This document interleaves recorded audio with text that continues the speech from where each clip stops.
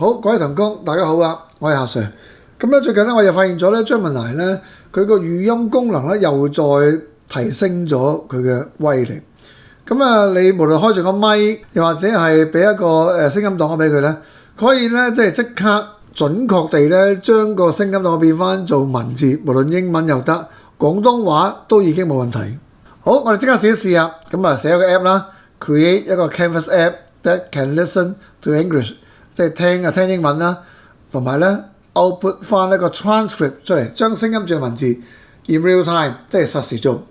咁咧佢就幫你將一個咁樣嘅 app 出嚟。咁我哋即刻試一試啦，咁樣呢度已經有個咪喺度啦。咁你揀翻 English 啦嚇，佢幫你都整咗幾隻 language 先。我哋試下啲急口令啦。首先佢就會問你攞嗰個用 microphone 嗰個嘅 permission， 咁你撳下啦。好，我哋試啲。嗰啲叫咩 tongue twister。She sells seashells in the seashore。哇！你見到呢個咧，真係好足夠準㗎。你睇呢個，即係其實都非常之 OK。咁啊，廣東話都得嘅。我哋再試個廣東話。入實驗室撳實10個緊急掣。咁啊，即係個準確程度都非常之高。你睇睇呢個。嗱，咁呢個好有用喎，點解咧？咁你睇到咧，佢仲有埋嗰個翻譯翻做英文咧嗰個做法啦。Enter the laboratory and press 10 emergency buttons。入實驗室撳實10個緊急掣。咁呢個咧就係喺做學校活動咧非常之有用，特別係例如做啲講座咁樣啊。好多時我哋講廣東話咁樣，咁但係有家長或者有學生係聽唔到廣東話噶嘛，可能要聽翻英文噶嘛。咁你就可以用呢個方法咧，咁用零嘅成本就可以製造咗隻 app 出嚟啦，做到即時嘅翻譯。嗱，咁呢個咧係一個好大嘅喜訊嚟嘅。以往可能我都要借助啲外間嘅軟件，或者咧揾即係真係請一個人翻嚟做翻譯啦。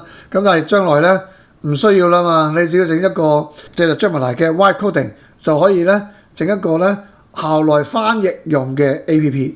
咁啊，除咗做呢個 live transcript 之外咧，咁其實你俾任何一個嘅聲音檔案俾個 Gemini，佢都可以咧一次過咧將入邊即係嗰啲對話或者咧錄音咧變翻做一個 transcript。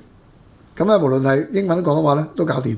咁例如呢度我有個以前嘅錄音咁樣啦，咁咧就係用廣東話講嘅。Hello， 各位同工，大家好啊，我係阿 Sir。今日咧呢條片，咁你只要有個 MP3 檔案又好，或者 MPEG-4A 嘅檔案咧 ，M4A 檔案咧，你擺上嚟 Gemini 呢度，咁啊俾個 prompt 俾佢就係，譬如我想列翻個 transcript 出嚟啦 ，word by word 逐個字做。咁啊有時佢好中意咧做 summary 嘅，你可以同佢講話，我唔係要個 summary 嘅，我要逐粒字咧將佢寫翻出嚟，用翻繁體中文。咁啊佢真係做到晒嘅，你睇睇。仲要係相當嘅準確，咁我可以開一段嚟播試試，大家可以對照下。Hello， 各位同工，大家好啊，我係阿 Sir。今日咧呢條片咧，我將要介紹一個超級強勁嘅 concept。我仲以為咧，即係用 AI 咧寫啲 app 咧，例如呢啲個相關嘅 game，咁我係冇辦法收 data。如果收 data，咁你睇到啦。係真係都，我諗有90%嘅準確，非常有用啦。以後開會，咁你只要錄咗嗰個聲音係啦，都唔使咩特別嘅 app 㗎啦，用翻你個電話嗰個，譬如嗰啲 audio memo 啊、voice memo 啊，錄喺一個 M4A 嘅檔咧，Gemini嗰度咧，佢已經可以幫你寫翻個咁樣嘅對話內容喺度啦，個 transcript。咁呢度我哋補充少少咧，就譬如喺個電話上面咧，其實有個 app 嘅，就叫做係Voice Memo。咁如果用 iPhone 咧，用 Voice Memo， 咁呢度咧就可以直接錄音啦，都幾方便嘅其實。咁咧，例如呢個你錄咗音之後咧，譬如如果你撳呢個紅色錄音掣咧，佢就自動幫你錄噶啦，效果都好好嘅。咁錄完之後咧，撳一撳，譬如咁樣撳呢個，咁跟住咧就呢3點咧，就有個 Share 掣，咁你可以咧就係掟去Gemini嗰度啦 ，AirDrop 又好，或者咧 save 落個 file set，咁基本上咧就用得㗎啦嚇，即係你個錄音可以隨時咧將佢變成一個 transcript， 咁呢個係非常之方便，特別如果你去聽 seminar 或者做啲工作坊，你想錄低成個過程，然後咧將佢變翻做一個 summary 咧，咁呢個方法幫到你啦。咁咧，有陣時文字咧都係幾方便㗎。點解咧？即係有時你去聽嘢，有時個精神狀態未必咁好噶嘛。咁咧你錄低咗佢，跟住咧變翻做文字咧，咁你睇字嘅速度永遠係快過聽聲或者睇片嘅速度嘅，真係㗎。睇字係會快啲。咁所以轉 transcript 呢個 AI 嘅功能咧，佢嘅能力咧都幾值得去重視。咁所以咧開會就係唔需要再用咩工具㗎啦，一隻 Gemini已經搞掂晒。咁如果你想再做一個書面語，嗱呢個廣東話嚟嘅，係啦，你睇呢段影片嘅聲音內容都幾長嘅。咁你就再落個 prompt 啦，用書面語，佢就會再變翻做一個係咪啊？即係書面語嘅寫法。咁呢個就即係會議記錄就會相當有用啦。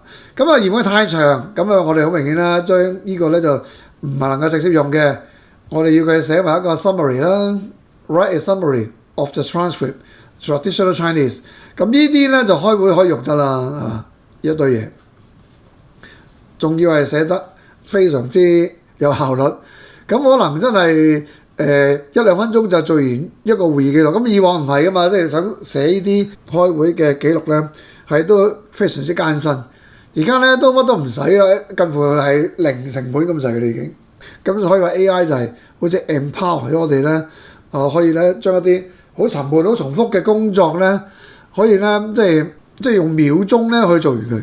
咁咧而咧我而家試緊呢個係啦，用 Gemini 咧將啲聲音轉做 transcript 咧，我都用翻學校嗰個基本版，即係個免費版嘅啫。